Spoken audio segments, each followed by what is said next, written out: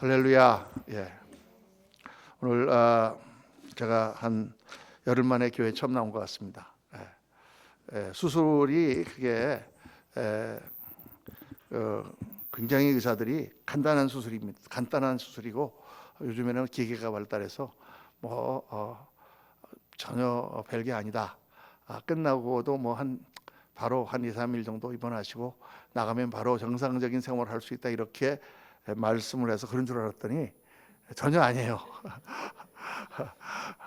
그게 안에 막 살을 잘라내는 수술이라서 겉으로 볼 때는 멀쩡한데 속으로는 굉장히 힘들고 그랬습니다. 그리고 인터넷이랑 다 괜찮다 그러는데 이제 그거는 암 수술이라든가 무슨 심장 수술 이런 거에 비해서 간단한 수술이라는 얘기지 전혀 간단하지 않았습니다. 그리고 아직도 완전치가 않은데 오늘 또 안 나오면 안 될 것 같아서 제가 이제 계시론 우리 하던 거 두 번째 시간을 같이 공부하도록 하겠습니다.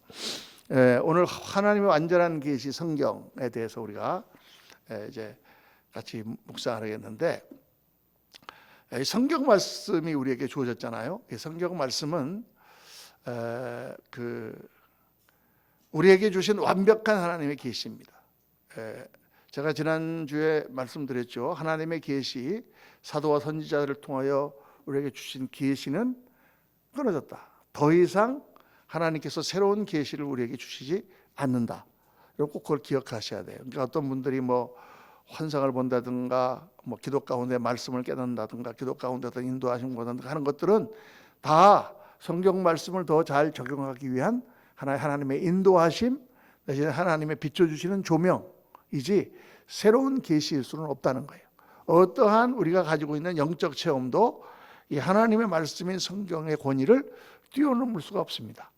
절대 뛰어넘어서도 안 됩니다. 뛰어넘는 순간 우리는 이단이 됩니다. 만약 그렇지 않다면 우리가 이 성경을 믿어야 될지, 문선명이 주장하는 원리강론을 믿어야 될지, 몰몬교도들이 주장하는 몰몬경을 믿어야 될지 우리 헷갈릴 수밖에 없는 거죠. 그게 정말 맞고 거기서 능력이 나타난다면 다 거기 가서 믿어야 되지 않겠어요? 전혀 그럴 수가 없는 것이 하나님께서 이 성경을 정경으로 만드시면서 도장을 꽝 찍으셨습니다. 그리고 성경책에도 나오는 것처럼 이 말씀에 한 점이라도 더하거나 덜 하는 자는 큰 벌을 받는다고 하나님께서 말씀하셨어요. 그래서 절대 성경 말씀의 권위를 벗어나면 안 됩니다. 그런데 그러면 성경이라는 책은 도대체 어떤 책이고 어떻게 해서 우리가 완전한 계시로 받아들이게 되었는가? 이 말씀을 우리가 공부하고 하는 게 얼마나 중요한가? 특별히 우리 이제 몇 분이 이렇게 주도하셔서 우리 오늘부터죠. 오늘부터 우리 godpeople.com이라고 하는 우리 성경 신앙에 관한 모든 그런 서적도 팔고 여러 가지 기독교 용품도 파는 그런 godpeople이라는 회사가 있는데 그 회사에서 성경 읽기 프로그램을 이렇게 무료로 이렇게 해주는 게 있더라고요. 그걸 찾으셔가지고 다 같이 한번 해보자 그래서 지난주에 광고를 하고 우리가 시작을 했는데 오늘 제가 아침에 해보니까 너무 좋아요.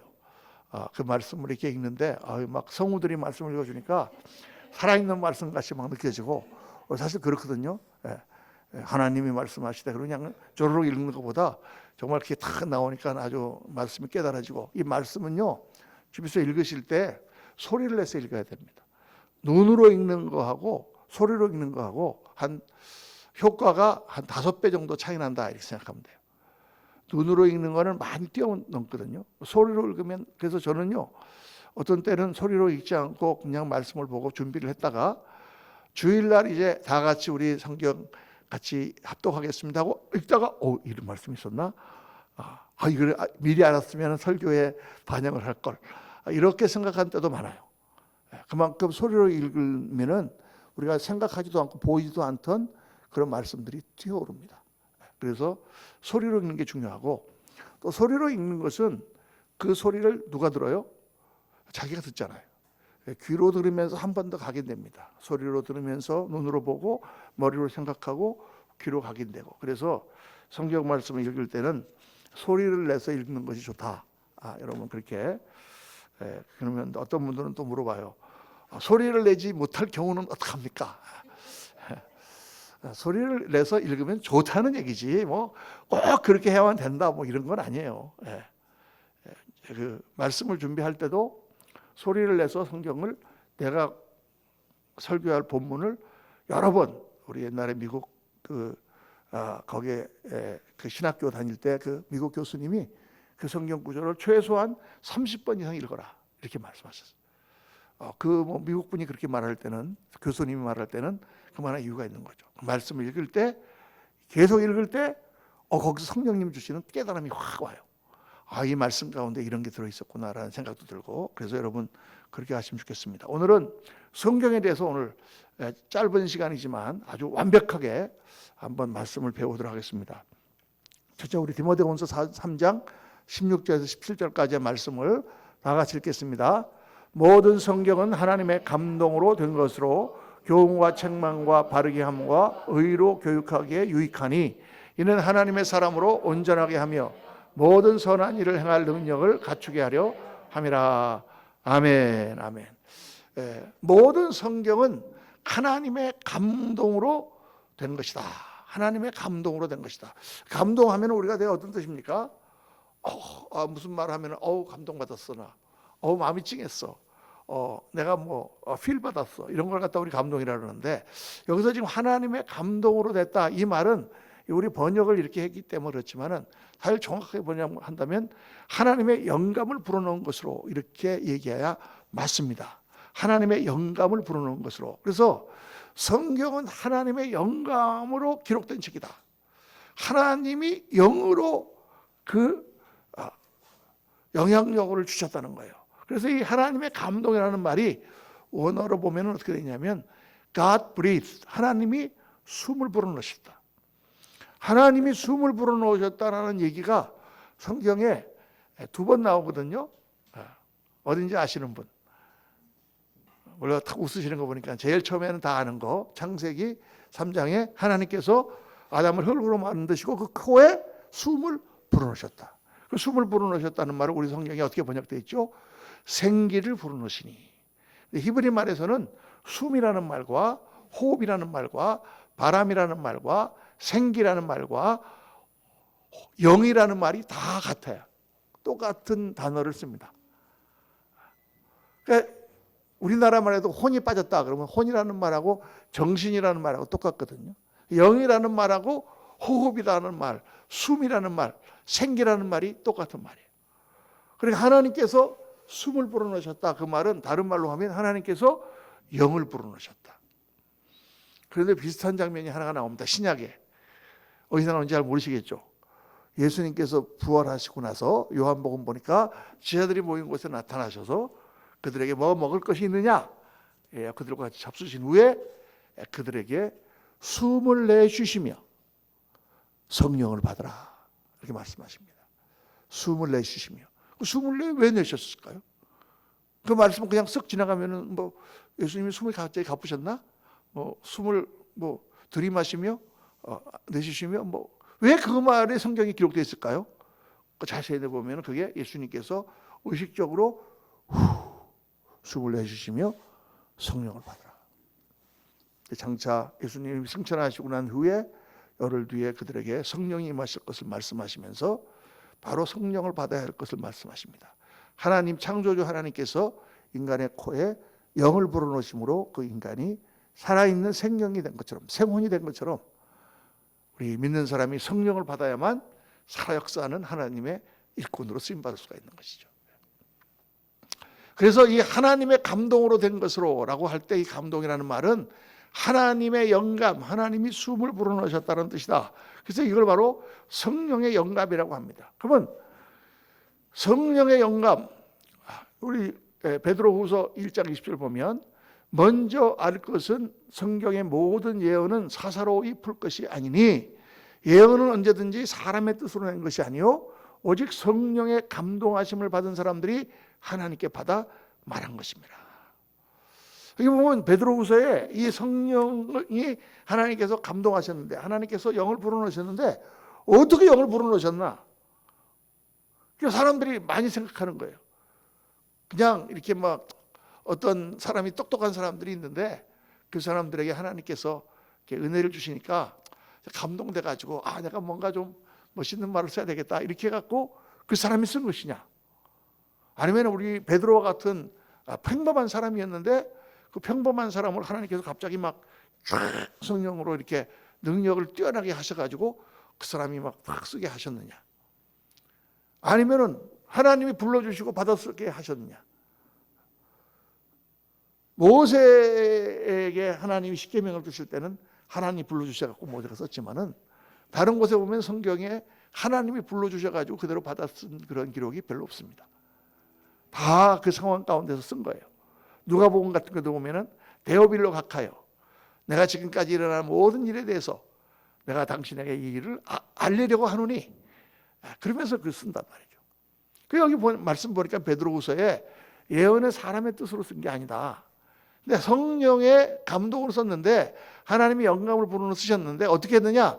성령의 감동하심을 받은 사람들이 하나님께 받아 말한 것이라. 그러니까 하나님이 성령의 영감을 불어넣어 주시고 쓴 건 누가 썼다? 사람이 썼단 말이에요. 하나님이 불러 쓰신 게 아니고 사람이 쓴 거예요. 그러니까 하나님이 어떻게 사람을 통하여 쓰셨느냐? 타고난 사람이 작품도 아니고 하나님이 불러주시고 사람이 받아 쓴 것도 아니고 하나님께서 성경의 저자를 택하시고 그에게 영감을 불어넣으셔서 그 생각과 인격을 사용하시고 단어의 선택과 표현을 바르게 하도록 인도하셨다. 이게 정확한 어떻게 영감을 하나님 주셨냐 하는 것의 이유예요. 하나님이 부르시고 그대로 받아 적었다. 그러면 어떤 문제가 생기냐면 왜 복음서가 4개가 있어야 돼? 마태복음, 마가복음, 누가복음, 요한복음 왜 4복음서가 있어야 돼요? 하나님이 다 불러주셨으면 한 사람이 똑같이 불렀으면 다 똑같이 써야지. 그렇게 하나님이 불러주신 게 아니에요.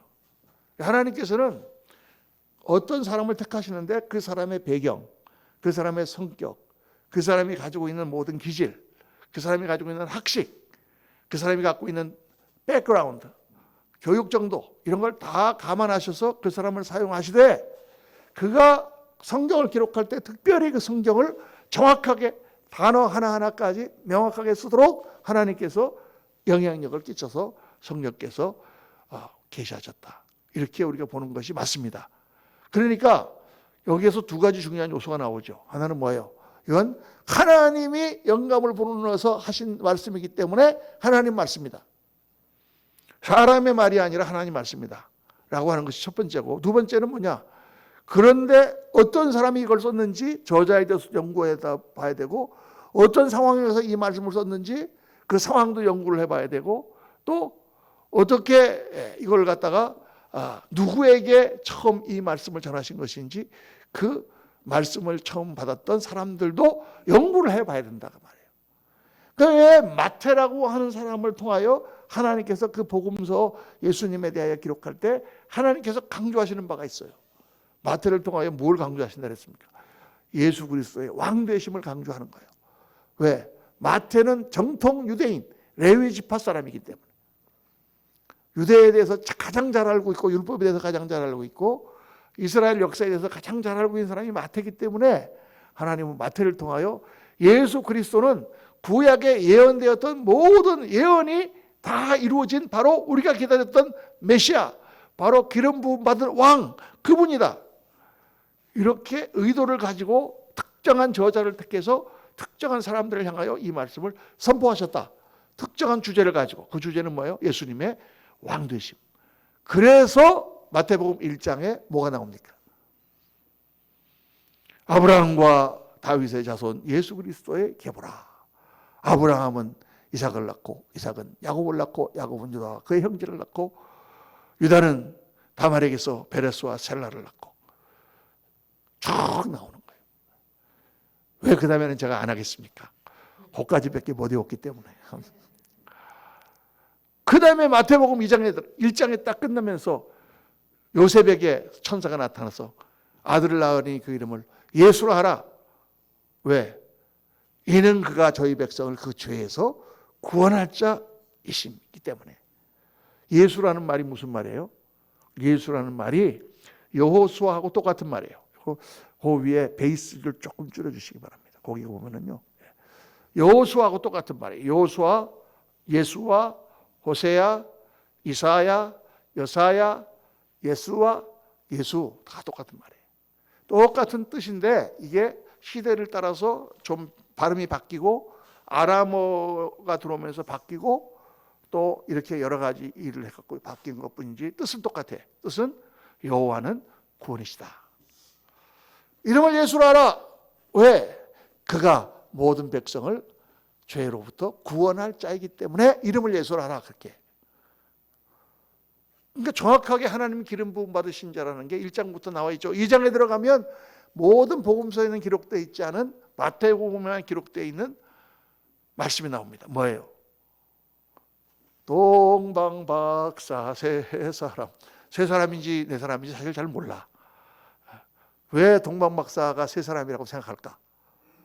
그들이 황금과 유향과 몰약을 들었기 때문에 한 사람이 하나씩 갖고 왔을 것이다 라고 생각하는 거예요.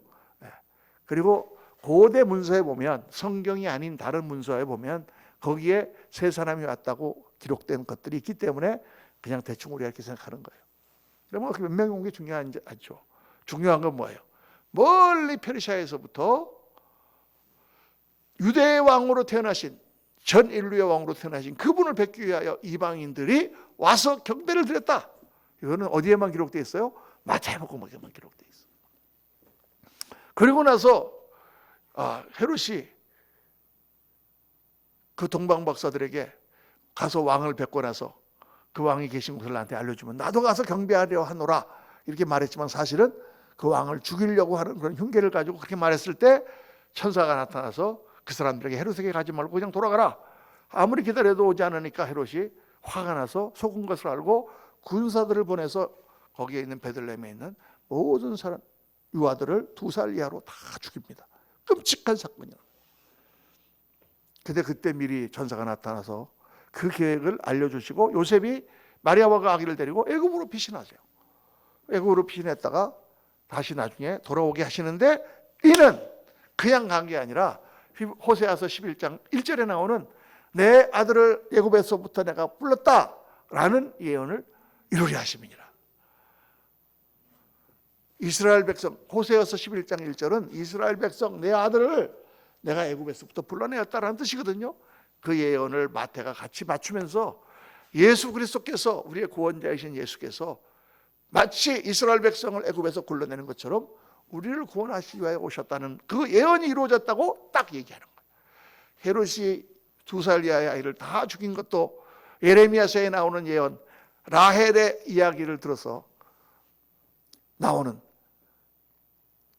라마에서 슬퍼하는 자의 통곡하는 여인들의 목소리가 들리니, 울음소리가 들리니, 통곡소리가 들리니, 이런 아들이 없어서 슬퍼하는 것이라고 하는 예레미야 시대 때 그 전쟁통에 다 죽어서 아들이 죽어가지고 그냥 울부짖는 그 어머니들의 그림을 그리면서 거기서 뭐를 보여주시는 거예요? 그걸 죽이면서 라헬은 어떤 여인이냐? 이스라엘 사람들이 생각하는 라헬은 아기가 없어서, 아들이 없어서 평생 원한이 맺혔던 여인입니다. 자기 언니 레아와 더불어 야곱의 아내가 됐는데 자기는 얼굴이 너무 이뻐서 야곱의 사랑을 많이 받았지만 아기가 없는 거예요. 그런데 언니 레아는 쑥쑥 아이를 낳고, 그리고 자기가 종을 들여서 아이를 낳고 했지만 자기에게 아들이 없기 때문에 그것 때문에 그렇게 하다가 결국은 나중에 끝까지 물고 늘어져 가지고 11번째 아들 요셉을 낳잖아요. 그리고 또 하나 더 낳고 베냐민을 낳다가 라마에서 죽습니다. 라마에서 통곡하는 소리가 들리니. 그러니까 이스라엘 백성에게 라헬이라고 하는 여인은 어떤 여인이냐? 아들을 못 낳아서 정말 그 원한 가운데 울부짖으며 하나님께 매달렸던 바로 그 사람이에요. 그 사람의 눈물과 예레미야 시대 때 완전히 망하는 이스라엘 백성들의 모습과 그런 처참한 전쟁이 일어나는 그런 모습과 헤롯이 아이를 죽음으로 말하며 그 수많은 어머니들이 통곡하는 소리를 연결시키면서 이는 바로 그 예언, 영적 전쟁이 일어나고 바로 그 가운데 하나님의 구원의 역사가 일어날 것을 예표하는 놀라운 마태의 그 성경의 말씀이 나오는 것이다. 그리고 또 나사렛 사람이라고 한 마태복음은 그렇게, 마가복음은 뭐예요? 마가복음은 로마 사람들을 향하여 그 당시에 가장 젊은 사람이었던, 지금으로 말하면 세컨 제너레이션 2세였던 마가를 통해서 일하시는 예수님, 활동하시는 예수님, 예수님의 행적을 기록하셨어요. 마가복음에는 예수님의 가르침이 나오지 않습니다. 심령이 가난한 자는 복이 있나니, 그런 거는 마가복음엔 나오지 않습니다. 누가복음은 헬라인 의사였던, 헬라파 유대인 혹은 헬라인 의사였던 누가라고 하는 사람을 통해서 인간 예수, 사람의 아들로 오신 예수, 그러면서도 기적을 나타내시는 그런 예수님에 대해서 쭉 누가복음은 기록했기 때문에, 누가복음에는 예수님의 탄생 설화부터 시작해서 탄생 이야기부터 시작해서 쭉 어렸을 때 이야기라든가 이런 게 다 기록이 되어 있는 거죠. 요한은 한참 뒤에, 몇 50년 정도 지난 뒤에 사도 요한을 통해서 교회를 향하여 예수 그리스도는 정말 하나님의 아들이심을 처음부터 증거하는, 그래서 처음부터 태초에 말씀에 계시니라, 이 말씀은 하나님과 함께 계셨으며 이 말씀은 곧 하나님이시니라, 그러면서 말씀을, 그러니까 사복음서를 통해서 하나님은 다 다른 저자를 통하여 다른 대상을, 다른 주제를 가지고 예수 그리스도를 내면으로부터 이렇게 조명을 했던 거예요. 그렇게 성경을 연구하고 이해하니까 완벽하게 성경이 이해되는 거예요. 만약 하나님께서 그거를 갖다 그냥 다 불러서 쓰셨으면 4명이 쓸 필요가 뭐 있어? 내가 불러준 대로 쓰나, 정 장로님이 불러준 대로 쓰나, 뭐 김재열 집사님이 불러준 대로 쓰나, 다 똑같이 쓸 거 아니에요. 내가 뭐 공부를 많이 했던 사람이건 적게 했던 사람이건, 내가 무슨 뭐 미국 사람이건 한국 사람이건 똑같이 불러준 대로 썼을 거 아니에요. 그렇지 않다는 거죠. 그래서 여기서 우리가 뭐를 알 수 있냐면, 하나님의 말씀은 영감으로 주셨기 때문에 성령의 조명이 없으면 깨닫지를 못해요. 성령의 조명으로 깨닫는 동시에 이 성경을 또 우리가 학문적으로 연구하고 공부할 필요가 있다. 이해할 필요가 있다. 이거를 여러분 잘 균형을 맞춰야 돼요. 성경은 반드시 성령의 조명으로 읽어야 됩니다. 성령의 조명이 없으면 성경은 이해가 되질 않아요. 제가 예수를 믿기 전에 성경을 우리 집사람, 그때 우리 같이 이제 연애할 때니까 저한테 보내줘갖고 저도 성경을 읽어봤어요. 처음에 재밌더라고. 근데 한 몇 장 읽다 보니까 이상한 얘기가 계속 나오는 거예요. 좀 말이 안 되는 얘기가 계속. 뭐 무슨 뭐 결혼을 뭐 시아버지를 꼬셔갖고 애를 낳은 얘기부터 해가지고 뭐 말이 안 돼 계속. 그러다가 뭐 나중에 막 레위기 막 이런 데 들어가니까 뭐 똑같은 얘기를 뭐 소를 잡아가지고 뭐 창자를 꺼내갖고 뭐 이러고 저쩌고 막, 이게 도대체 뭔 얘기를 하는 건지. 그러니까 뭐 그냥 못 읽겠더라고. 여러분, 성령의 조명이 없으면 이해가 되지 않아요. 오늘날도 심지어는 신학자고 많은 공부를 한 사람도 성령의 조명이 없이 성경을 연구하는 분들은요, 성경을 엉뚱하게 해석합니다. 성경에서 공산주의를 발견하고 성경에서 무슨 민주혁명을 발견한다는 게 말이 됩니까? 근데 그렇게 보는 거예요. 예수님께서 가난한 사람들을 위해서 오셨다. 가난한 사람들을 위하는 길이 뭐냐? 그들에게 떡을 주라고 하셨다. 떡을 주려면 어떻게 되느냐? 부자는 화에 있을진저, 누가복음 보니까 부자와 나사로의 비유에서 부자는 다 음부에 간다고 했다. 저건 다 지옥 갈 놈들이 다 가서 다 때려 죽이고, 그 다음에 우리가 뺏어가지고 나눠줘야 된다. 이런 황당한 얘기가 나오는 거예요. 성령의 조명이 없으면, 그래서 꼭 말씀 전하기 전에 우리 기도를 하는, 하나님 오늘 목사님께서 말씀을 증거하실 때 성령께서 임하셔서 말씀하는 자나 말씀 듣는 자나 성령 안에서 이해되게 해달라고 기도하는 거예요. 우리가 성경을 읽기 전에도 기도하고 읽어야 됩니다. 성령께서 비춰주셔야 말씀이 깨달아진다. 겸손한 영 가운데만 말씀이 깨달아진다. 동시에 성령의 조명이라 그래서 막 이렇게 성경을 쑥 읽었는데 갑자기 샥 빛이 비치더니 막 깨달아지는 게 아니다 그 말이에요. 또 동시에 성경은 균형 잡힌 학문적 연구가 필요하다. 아까 말씀드린 대로 성경 저자에 대해서, 그 시대 상황에 대해서, 그 당시 유대가 어떻게 변했는가, 이런 것을 연구하고 깨달으면 깨달을수록 성경이 확 깨달아지는 거예요. 제가 뭐 그런 시편 같은 거 얘기할 때 눈물을 흘리며 씨를 뿌리러 나간 자는 기쁨으로 그 단을 거두리로다, 뭐 이런 거 할 때 저 설명하잖아요. 왜 눈물을 흘리면서 씨를 뿌리냐고. 럴럴럴럴럴 하면서 씨를 뿌려야지. 눈물을 흘리며 씨를 뿌린다는 이야기는 그 당시에 그 씨를 뿌릴 때 그 보릿고개와 같은 상황을 이해하지 못하면 그 말씀이 이해가 되지 않는 거예요. 또 시편에 보면은 우리가 하나님께서 남방의 포로를 돌리실 때 우리가 꿈꾸는 것 같았도다. 바벨론에서 돌아올 때 하나님이요 남방의 시내들 같이 우리를 돌리소서. 남방의 시내가 도대체 뭔가? 남방의 시내가 뭐예요? 제가 한번 설교할 때 옛날에 나오셨던 분들은 설교할 때 제가 영상 하나 보내줬지 않습니까? 네게브라고 하는 곳에 있는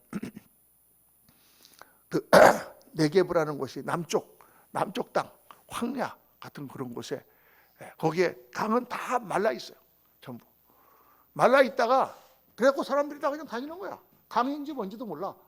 근데 갑자기 비가 오면 그 우기 때 폭우가 위에 쏟아지면서 갑자기 물이 막 댐이 터진 것처럼 확 흘러내린다. 그런 것을 연구를 하지 않으면 그 말씀의 그 깊이 있는 의미를 깨달을 수가 없죠. 그렇죠. 그래서 성경은 성령의 조명뿐 아니라 균형적이게 잡힌 학문적 연구가 필요하다. 그래서 이 두 가지를 밸런스를 잘 갖춰야 됩니다. 성경 연구한다고 인간적으로 이리 뜯어보고 저리 뜯어보고 해도 은혜가 안 돼. 성령의 조명이라고 또 막 이상하게 해석하고 막 그러면은 그거는 이단으로 빠지기도 쉽고 정말 진리의 말씀이 아니에요. 그래서 정확하게 성경에서 말씀하고 있는 말을 시대를 다 초월하여 하나님께서 주시고자 하는 메시지를 잘 뽑아내서 그 메시지를 깨달아야 된다. 저자의 특성, 역사적, 지리적 배경, 의도 이런 것들을 다 해가지고 성경을 깨달아야 된다. 자, 그래서 오늘 이제 마지막으로 우리가 묵상할 게 뭐냐면 그러면 하나님께서 성경 말씀을 이 성경 말씀 어떤 사람들은 이거 옛날에 쓰여진 고문서다 그러는데 이 말씀이 우리가 정말 하나님의 말씀이라고 꼭 믿어야 되는 그런 이유, 증거가 뭐냐? 증거. 사실 성경이 영감으로 기록된 증거는요. 우리가 무슨 정말 무슨 물은 수소 2개와 산소 하나로 구성되어 있다 이런 것처럼 증명할 수 있는 그런 내용은 아니에요. 여기에도 우리 하나님을 믿는 거 마찬가지야. 하나님이 계신 게 얼마나 확실합니까? 믿는 사람에게는 확실하지 않지만 그 영이 열리지 않은 사람에게는 하나님 계신 게 믿어지지 않는단 말이에요. 그럼 하나님 계신 증거를 대봐라. 하나님이 그 계신 증거를 어떤 걸 보여줘도 안 믿어요. 심지어 죽었던 사람이 살아나도 안 믿어. 그건 무슨 뭐 전자파로 해갖고 어떻게 갖고 살아났겠지. 안 믿어요. 암 걸렸던 사람이 다 나은 것을 보여줘도 안 믿어요, 의사들이. 그때 내가 오진했나? 뭐지? 잘못했겠지? 안 믿어요. 그러니까 하나님의 믿음 가운데 성령이 우리에게 비춰주지 않으면 하나님 자체가 믿어지지 않죠. 성경도 마찬가지예요. 그러니까 성경이 하나님 말씀이다라고 아무리 얘기를 해도 계속해서 성경이 뭐 틀린 걸 찾아내고 뭐 성경이 뭐 모순적이다 어쩌다 뭐 어떻게 사람들이 바다가 갈라질 수 있느냐 계속 이런 얘기만 하지 성경이 하나님의 말씀인가를 못 믿는데 그러나 성경이라는 책은 놀라운 책입니다. 성경을 보면서 왜 성경이 하나님의 말씀으로 우리가 받아들이지 않으면 안 되는가 하는 그런 명백한 그러한 증거들을 몇 가지를 여러분과 함께 묵상해 보려고 그래요. 그래서 첫째 영감의 내적 증거와 영감의 외적 증거. 내적 증거라는 건 뭐냐면 성경 안에서 말씀하는 것 가운데 참 놀랍다. 그게 내적 증거예요. 첫째 뭐냐? 성경에 보면은 God speaks. 여호와 하나님 speaks. 하나님 the Lord said. 하나님이 이렇게 말씀하셨다. 하나님이 말씀하시기를 여호와의 말이니라. 하나님 말씀하셨다. 이 말이 구약에만 3808번이 나와요. 제가 세본 게 아니라 책에 보니까 그렇게 나왔다 그렇게 돼요. 그렇게 많이. 그러니까 하나님의 말이라고 성경 자체가 말씀하고 있다. 그러면 뭐 성경이 하나님의 말이라고 하나님 말씀입니까? 성경 자신이 말하고 있는데 그렇게 우리가 과학적으로 믿을 수는 없지만 거의 1500년이라는 기간 동안 그 수많은 다른 시대의 다른 사람들이 다 그 말씀을 기록하면서 하나님의 말씀이다라고 그렇게 강조를 했을 때 그 모든 문서에 대한 권위가 어떤 권위겠느냐? 그냥 우리가 쉽게 생각할 수 있는 책은 아니다 그 말이죠. 이 성경의 제자들이 다 이게 하나님의 말씀, 하나님의 계시다라고 생각하고 있었어요. 내가 그냥 쓰고 싶어서 쓴 책이다 이런 게 하나도 없어. 다 성경 저자들이 하나님의 말씀이다. 하나님이 이렇게 나에게 말씀하셨다. 하나님이 이렇게 너희들에게 하신다라는 것을 다 기록한 그런 내용이다. 또 다른 고문서들과 다른 점이 있어요. 다른 점은 물론 나중에 이제 보면은 정확하다라는 것과 다르지만은 가장 큰 다른 점 뭐냐면 이스라엘 사람들이 가장 훌륭하고 귀하다고 생각하는 사람들의 인간적인 약점이 다 드러나 있다. 예를 들어서 아브라함. 아브라함은 이스라엘 사람들의 아버지 중에 아버지잖아요. 아브라함 때문에 그들이 하나님 백성 됐는데, 그런데 성경에 보면은 아브라함이 구질구질하고 그냥 살려고 막 자기 부인까지 팔아먹고 하는 그런 장면들이 다 나와 있어요. 다른 고문서들 어떠냐? 다른 고문서는 그렇지 않습니다. 그 당시에 쓰여진 이집트의 사격 문자라든가 이런 거 보면 거기에서 뭐 왕이 나가서 크게 전쟁에 이겨서 많은 노예를 사로잡아왔다 이런 기록이 있는데, 역사적으로 이렇게 보면 그때 진 거야. 그래서 져가지고 다 죽고 왔는데 거꾸로 기록을 해놓은 거예요. 그래서 이제 이집트의 람세스 왕 때 이제 이 이스라엘 백성들이 출애굽을 했을 것이다. 출애굽 연대를 따질 때도 그런 기록을 거꾸로 생각하는 거예요. 네, 14세기 정도에 됐을 때, 15세기 정도 됐을 때, BC 1400년경에 그때 기록을 보니까 엄청난 큰 승리를 거뒀다고 바로가 기록이 되어 있는 거예요. 이집트 왕 바로가. 그런데 그때 다른 문서에 보면 그때 이집트가 전쟁을 한 적이 없거든요. 그럼 어디서 큰 승리를 거뒀단 말인가? 그런데 성경을 보니까 그때 홍해를 건너다가 다 빠져 죽고 겨우 살아 돌아온 그런 기록이 나오잖아요. 그렇죠? 아, 거꾸로 쓴 거구나. 그래서 많은 분들이 그 시대가 맞다라고 믿습니다. 그 당시에 고문서들은 다 그래요. 이순신 장군의 그런 이야기를 보면은 다 좋은 얘기만 나오지, 이순신 장군이 무슨 뭐 첩을 매명노다든가 이런 말은 안 나옵니다. 세종대왕에 대한 얘기도 다 좋은 얘기만 나오지, 뭐 세종대왕이 뭐 노예제도를 더 강화했다 이런 말은 안 나온단 말이에요. 다 옛날에 보면 모든 위인이나 영웅들에 대해서는 안 나와요.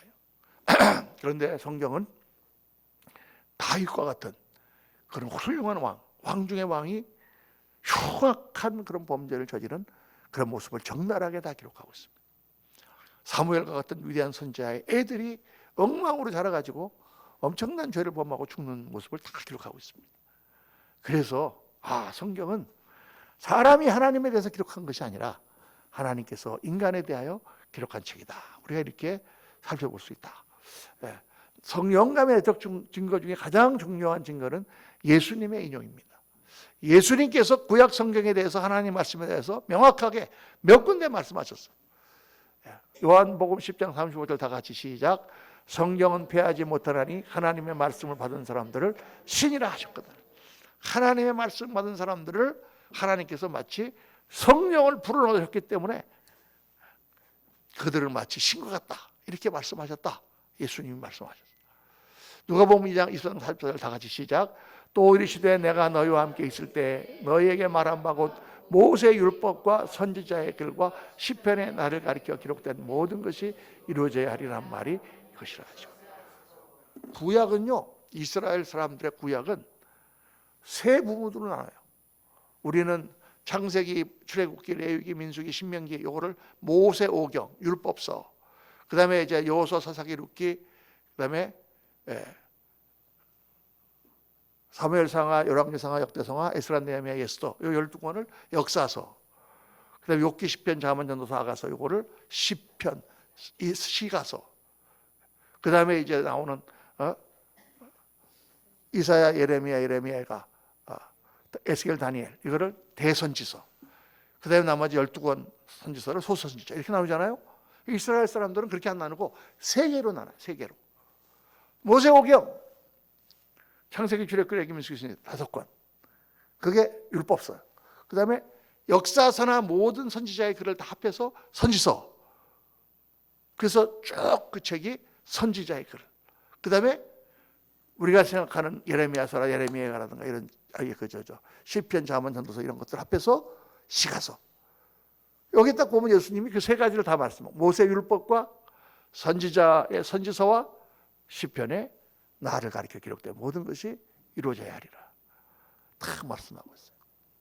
예수님께서 갈릴리에 처음 가셨을 때 회당에 들어가셔서 나사렛에서 이사야서를 펴시고 주의 영이 내게 임하셨으니 내게 기름을 부으셔서 가난한 자들에게 그들을 구원하고 옥에 갇힌 자들을 거두고 한 그 말씀이 이루어졌다.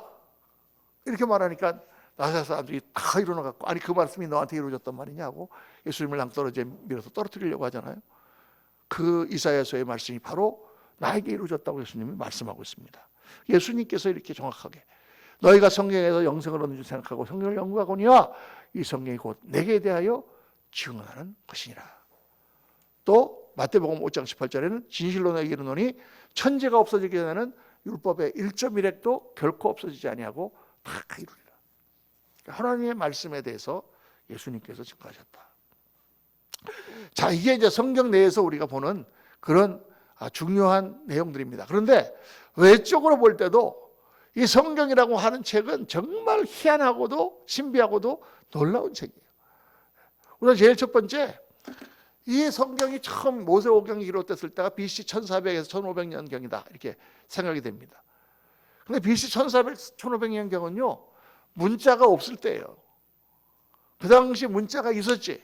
함무라비 법전 또 메소포타미아 지역에서는요 쇠기 문자라는 걸 썼어요. 쇠기 문자. 쇠기의 모양을 이렇게 점토판에다가 글자를 어떤 모양으로 어떻게 파느냐에 따라서 그 글을 이렇게 하는, 지금으로 치면 한자하고 일본어 가다카나 히라카나하고 비슷한 그런 개념으로 이렇게 만든 그게 점토판에 나온 그 쇠기 문자라는 거예요. 이집트에서는 상형 문자. 해 그러면 동그랗게, 달 그러면 초생달처럼, 말 그러면 전쟁터로 나가고, 활 그러면 싸웠다 이렇게 이런 식으로 쓰는 거야. 여러분 뭐 다 많이 보신 적 있죠? 히브리서 거기 이집트 피라미드 같은 데 가보면은 다 그런 식으로 써요. 그림으로 표시하는 거예요. 그런데 그런 나라들이 어떤 나라들이냐? 강대국이에요. 강대국. 지금으로 치면 미국, 중국, 러시아와 같은 세계를 지배하는 나라란 말이에요. 그런 세계를 지배하는 나라의 문화가 얼마나 발달했겠어요. 피라미드를 만들고 높은 바벨탑을 쌓고 엄청난 궁전을 짓고 막 어마어마한 그런 문명을 발휘하는 곳에서 상형 문자 같은 걸 쓰고 있는데, 이 히브리 민족은 어떤 민족이냐? 유목 민족이란 말이에요. 다니면서 이렇게 소나 양을 치고 그냥 떠돌아다니는, 천막 치고 사는 몽골족 같은 그런 민족이 히브리 민족이란 말이에요. 그럼 여러분, 글자가 나오면 어디서 나와야 되겠습니까? 당연히 큰 나라에서 나와야지. 그런데 이 사람들이 알파벳 표음 문자를 썼다는 거죠. 아 그러면 이렇게 쓰고, 그러면 이렇게 쓰고, 그러면 미음을 쓰고, 그러면 비읍을 쓰고, 이런 표음 문자 썼다는 거예요. 그래서 그걸 통해서 쫙 하나님의 계시를 기록했다는 거예요. 이게요 말이 안 되는 얘기입니다. 있을 수가 없는 얘기예요. 그 하나님도 어떤 하나님이에요? 보이지 않는 하나님. 다 이집트고 메소포타미아고 다 보이는 신을 섬기고, 뭐 해신 섬기고 달신 섬기고 뭐 독수리 신 섬기고 코끼리 신 섬기고 있는데, 보이지 아니하시는 창조주 유일신 하나님. 야, 정말 대단한 그런 개념, 그런 신앙 개념이 이 떠돌이 민족, 히브리 민족, 거지 같은 민족, 그 옛날 어원을 보면은 하비루라고 하는 그런 단어가 나오거든요. 하비루. 하비루라는 족속은 어떤 족속이냐? 양떼나 치고 몰려다니다가 틈만 나면 도적대로 변하는 그런 아주 잡스러운 민족이다 이렇게 기록되어 있어요. 근데 많은 학자들이 그 하비루가 바로 히브리 민족이 아닌가 이렇게 생각한다. 왜 그런 민족이에요? 노예로 있던 민족이에요. 노예로 있던 민족이 어떻게 그런 글자를 발명해내고 그 글자를 가지고 그 놀라운 창세기부터의 기록을 쓸 수 있을까? 이거는 말도 안 되는 얘기죠. 그 자체가 벌써 놀라운 거예요. 그리고 성경을 보면은 그 성경을 쓴 그 기자만 하더라도 40명이 훨씬 넘어요. 근데 그 40여 명이 다 언제 태어났느냐? 1500년 전부터 쭉 그 시대마다 다른 사람이 태어나. 어떤 사람은 농사꾼이고, 어떤 사람은 뽕나무 치는 자고, 어떤 사람은 왕이고, 솔로몬과 같은 왕이고, 어떤 사람은 뭐 선지자고, 어떤 사람은 어부고, 다 다른 시대에 다른 사람들이 썼는데 그 모든 내용이 하나의 주제로 일관되게 흐르고 있다. 성경의 통일성, 일관되게. 그 주제는 뭡니까? 하나님의 구원, 하나님 나라 하고 하는 주제로 일관되게 흐르고 있다.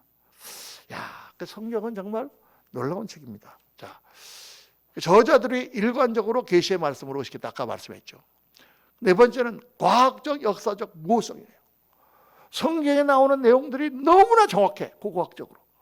물론 정확하다는 말이 지금 생각한 것처럼 그렇게 생각하면 안 돼요. 성경을 읽을 때는 이 성경이 지금으로부터 최소한도 3000년 전에 쓰여졌다는 것을 감안하고 읽어야 돼요. 그러니까 야, 블레셋 사람들이 몰려오는데 그 수가 바다에 모래같이 많았더라. 아니, 바다에 모래가 몇 개인데? 이런 식으로 과학적으로 생각해갖고 그걸 읽으면 안 되겠죠. 그거 아주 바보같이 성책을 읽는 거예요. 또 그 안에는, 성경 안에는 여러 가지 장르가 있어요. 문학적인 요소가 어떤 거는 예언서고, 어떤 것들은 시가서고, 어떤 것들은 무슨 역사적인 사실이고, 다 달라. 내 마음은 호수요. 다 그렇게 내가 얘기하면 목사님 심장에는 물이 들었나? 그렇게 생각합니까? 그 바보 같은. 그 하나 은유라든가 비유라든가 이런 게 다 있기 때문에 또 과장법이 있어요. 과장법. 그냥 하늘이 다 무너져 내리는 것 같았더라. 그러면 그게 뭐 과장이지 하늘이 정말로 무너내린 게 아니죠. 그러니까 그런 것들을 다 감안하고 그 당시 사람들이 뭔 숫자 같은 것도 그래요. 숫자 같은 것도 지금도 무슨 광화문에 무슨 사람이 모였다 그러면 이 사람은 100만이 모였다 그러고 이 사람은 5만이 모였다 그러고 이거 뭐 오차가 많이 나잖아요. 사진으로 찍어가지고 뭐 한 사람당 얼마씩 뭐 계산해갖고 뭐 그래도 안 맞는데, 여러분 지금도 그러는데 그 당시 사람들이 그 성경 기자가 쓸 때 군대가 몰려왔는데 저게 지금 10만이다. 그런데 딴 데 보니까 15만이라고 돼 있는데, 목사님 성경이 틀리잖아요. 역대상하고 이거하고 틀리는데요. 열왕기상하고 그렇게 얘기하는 건 정말 바보 같은 그런 질문입니다. 틀릴 수 있어요. 또 다른 숫자라든가 얼마든지 어림수기 때문에. 그러나 전체적으로 볼 때 역사적, 과학적으로 너무나 모호하다, 너무나 명확하다, 이런 것들이 계속 드러나고 있습니다. 특별히 고고학적으로 볼 때. 그러니까 옛날에 여리고성이 어떻게 무너졌나? 여리고성을 이제 공격을 해서 들어갔다 치면은 여리고성을 쳐 들어가면 어떻게 되어 있습니까? 바깥에서 성을 부시고 들어가니까 성이 바깥에서부터 안으로 무너져야 되잖아요. 그죠? 근데 여리고성을 발굴하면서 보는데 놀라운 사실은 여리고성에 있는 모든 돌들이 다 바깥쪽으로 굴러나와 있는 게 발견됐다는 거죠. 그래서 많은 학자들이 여리고성이 어떻게 무너졌느냐? 안에서부터 바깥으로 무너졌다. 뭐 이런 이제 아주 자세한 것부터 시작해서 해족속이라는 사람이 나옵니다. 성경에 해족속 많이 나오죠? 해족속 중에 유명한 사람 누굽니까? 우리야. 바울이 범했던 그 여자의 남편, 억울하게 죽은 장군 우리야. 해족속이죠. 해족속은 쭉 구약에 보면은 다윗 시대부터 그 전부터 용맹한 사람들이고요. 용병이 많았어요. 용병이. 이 사람들은 싸움을 잘해. 그리고 해족속은요, 철기 문화를 가지고 있었어요.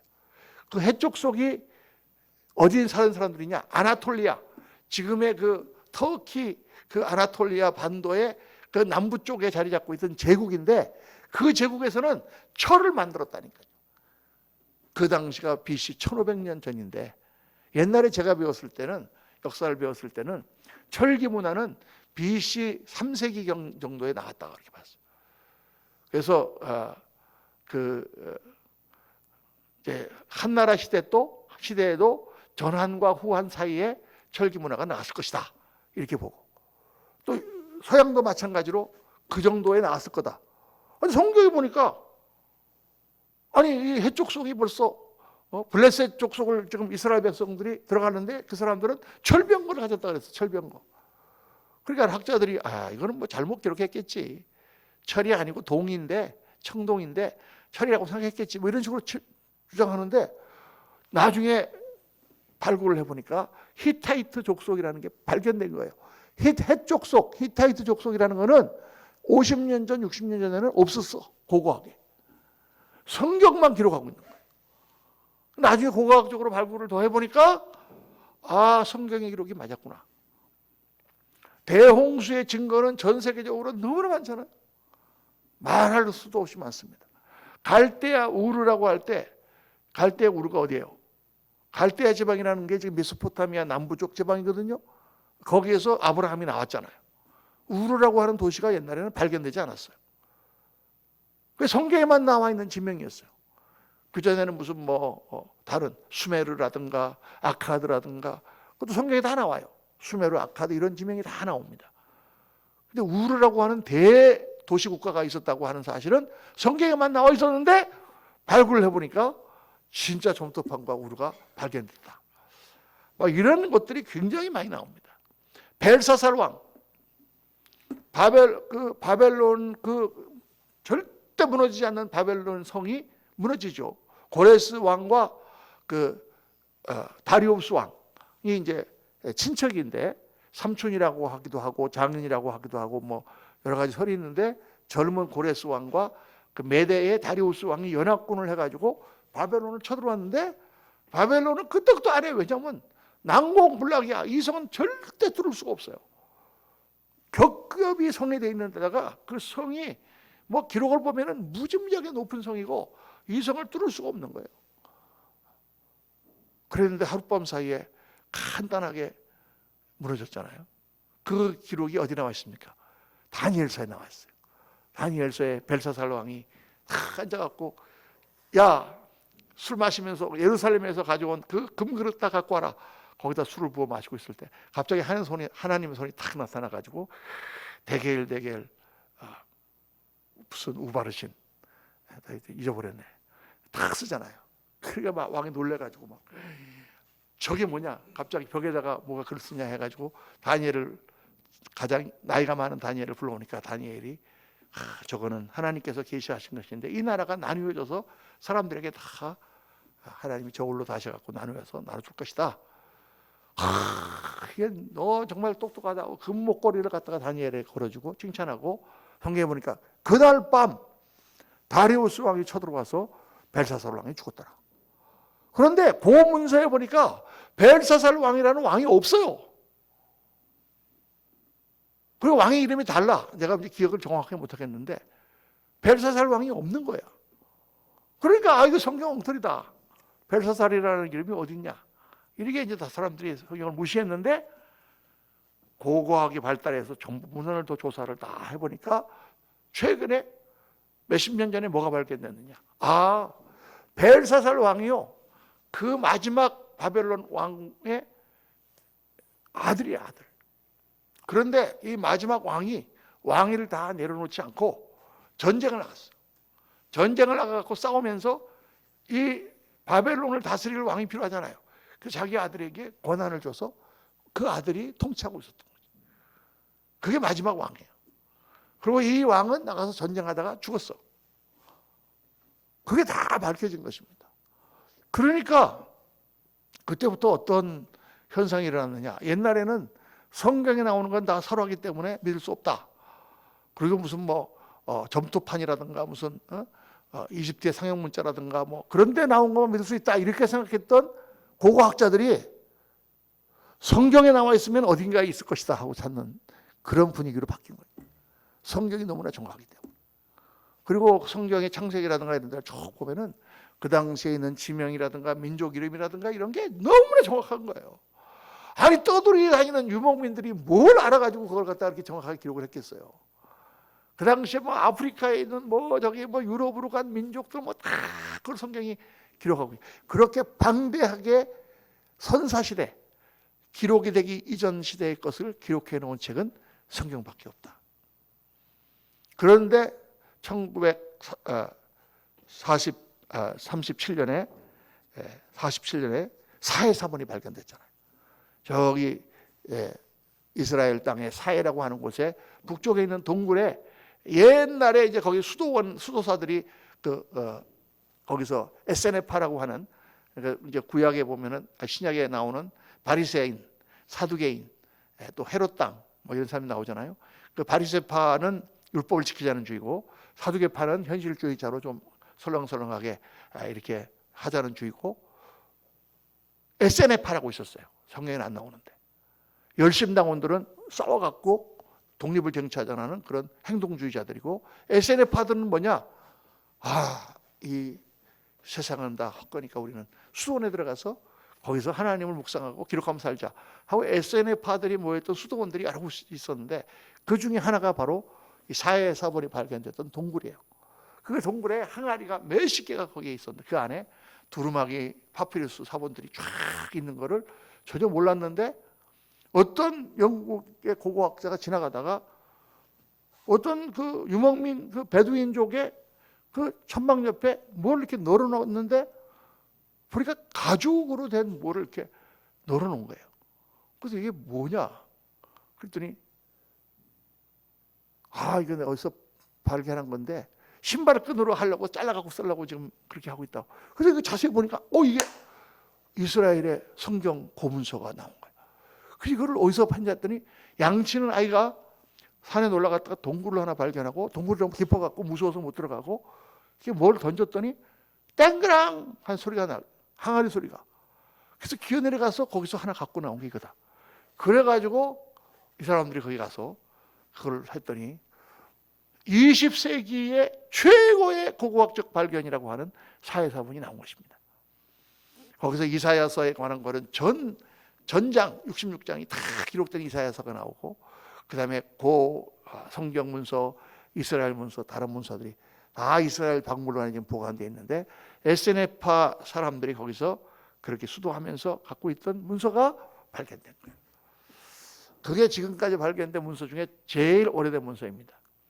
그 전에 알렉산드리아라고 하는 참 대도서관에 있는 그런 도시가 있었는데, 전쟁통에 다 불살라져 버리고 다 없어져 버리고 남아있는 사본, 그 전에 이사야서 같은 경우에 보면은 남아있는 사본이 러시아의 쪽에 서부 쪽에 있는 그 어떤 곳에서 갖고 있는 사본이 있는데, 그 사본이 약 AD 1100년 정도 된 사본이에요.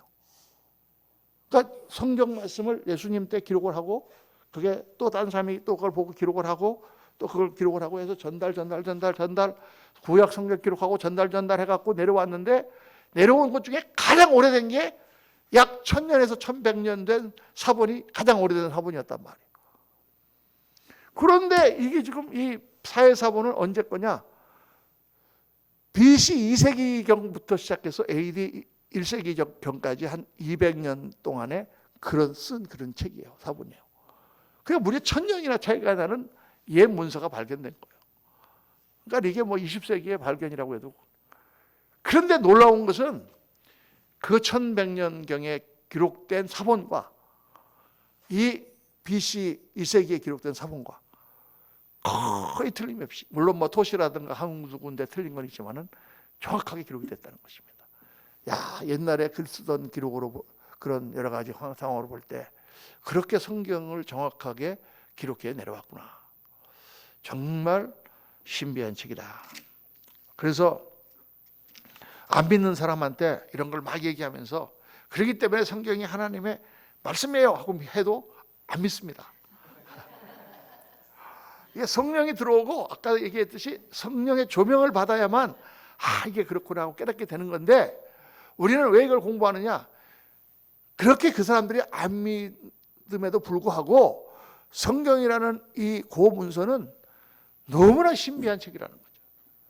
이거는 정말 우리가 지금 과학이라든가 지금 생각을 가지고 도저히 추측할 수 없는 신비한 책이며, 왜 하나님께서 히브리 노예 백성을 택하셔서 그들에게 언어를 주시고 문자를 주셔서 이 글을 쓰게 하시고 그게 지금까지 전해 내려오게 하는지, 이 전체가 신비다. 그래서 우리 이제 믿는 사람들은 그러한 상황을 보고 이 성경 말씀 보니까 너무나 성경 말씀이 명확한 거죠. 그래서 여러분 정말 말씀을 귀하게 생각하고 말씀을 잘 배워야 됩니다. 마지막 때가 갈수록 점점 더 마지막 때에 보면은 거짓 선지자들이 나타나서 온갖 이적을 다 행한다 그랬어요. 새로운 메시아가 여기 있다 저기 있다 하여도 너희를 절대 흔들리지 마라.